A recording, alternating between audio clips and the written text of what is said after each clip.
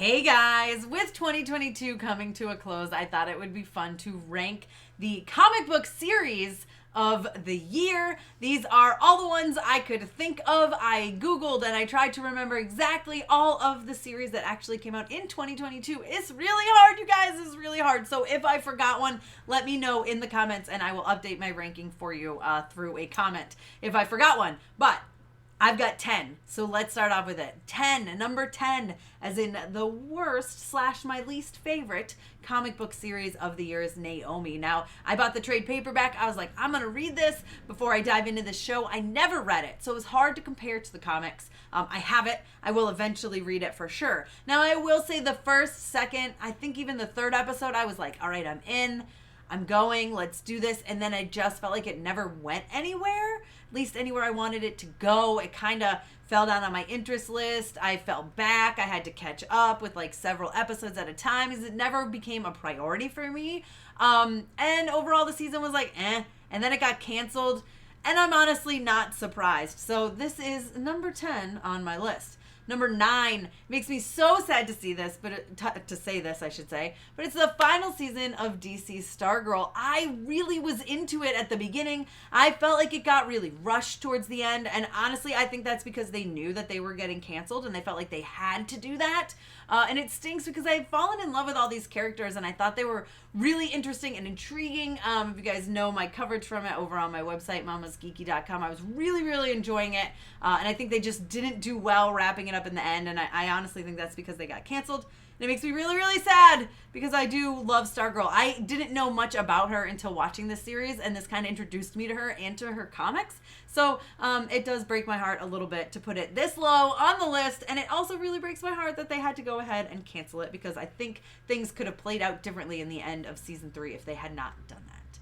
Now, next up is Paper Girls, and I will say I loved this series. So we're getting to the things that I really enjoyed all of the series. Like, I have very minimal complaints. Paper Girls, I loved the comics, and I felt like they did a really, really great job in bringing that to the screen. They changed some things around, but for what made sense to me, they changed the order of things that they reveal and when they reveal them, things that go down. But I think that made sense for bringing it to the TV. I also think the cast was amazing. I think it was a great ensemble cast. I really loved their chemistry together. So I was kind of bummed that this is number 8 on a list of 10, but it is because I really thoroughly enjoy all of the rest of the stuff that I'm going to talk about. Now, number 7 is, and I debated on if I put this in here or not, but the Titans Season 4 Part 1, because we did get Part 1 in 2022. It is split up. I really enjoyed Part 1. Now, I will say I think Season 3 is far better than Season 4 so far for me. I really loved Season 3, but I love Curran. I think he's a phenomenal actor. I loved Red Hood because I love the dark and the gritty. And I don't know much about Mother Mayhem, and I don't know much about Brother Blood. So starting to learn about them through this series has me excited, and I've purchased some comics, and I'm going to dive into it. So it's always nice when I get introduced to new characters, which I think is what put this above Paper Girls for me, because I had already read the Paper Girls comics before the show came out. But I am enjoying it, and I'm excited to see where it goes from here. I think the final couple of episodes really started to tie things together, and I'm interested to see what we have in the future. Now, 6 is The Boys, because, I mean, I can just tell you that Herogasm was insane. This season was bonkers.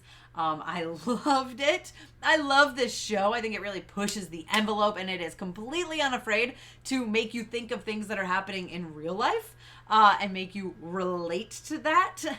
So I really enjoyed it. I thought this season was great. I love where things are going. The way it ended was insane. Homelander is crazy, and I can't wait to see where we go from here with the next season. Now, number 5 is Moon Knight. Oscar Isaac is phenomenal in this. I love him playing these two characters. I constantly wanted to give Steven a hug. Listen, I really enjoyed this series. I thought it was great. I thought it pushed the envelope. I thought it was kind of new. It was doing things differently than we've seen in the MCU before, and I really, really enjoyed it, and I can't wait to see Moon Knight back in the greater MCU, or maybe with a season 2. Listen, I don't know. I really, really thought it was great, mostly because of Oscar Isaac, but I really enjoyed it. I love how dark it got, and I love it tackling the mental health side of things.